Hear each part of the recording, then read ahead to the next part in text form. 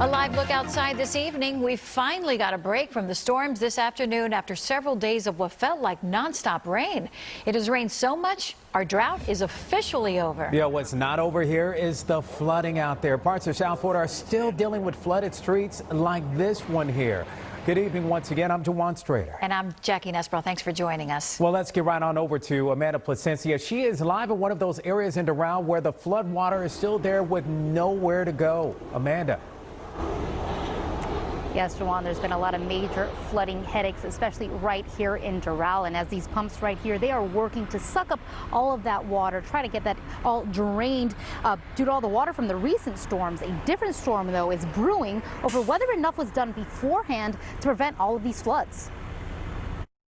From Brickell to Hialeah to Doral, over 3 days straight of heavy rain have South Florida looking more like Venice. Commissioner Jose Pepe Diaz now calling out South Florida Water Management District, saying the agency did not act fast enough to keep the flooding from getting as bad as it did. We had a lot of rain come in a short period of time, but unfortunately the conditions that led up to it weren't done properly by South Florida Water Management at the time to lower the canal level so a lot of the water could find a place or capacity where it could go to. But on their website, the district says they were proactive, opening the gates to release water from canals and turned on pumps before the storms. On Thursday, we saw some county trucks trying to help move the water back into drains. But whoever's to blame, the floods put a damper on some businesses and homeowners.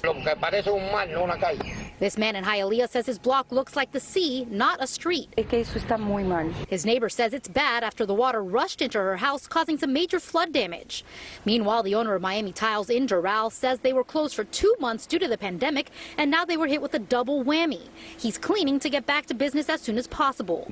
It's bad enough that we're dealing with a pandemic, which has crippled a lot of the economy, to then have this storm come in and put water in somebody's business and then shut down the business again once they started to open the business because of this negligence that took place. South Florida Water Management District had this statement online that read in part, some parts of South Florida received more than 15 inches of rain in the last week. We are operating the regional flood control system at full capacity to move water away from residents, businesses, and communities. Now, there are a list of resources if you are a Miami-Dade homeowner who has been affected by all of these floods. You can find all of that information that can help on the NBC6 website or the NBC6 app. Live in Doral, Amanda Plasencia, NBC6 News.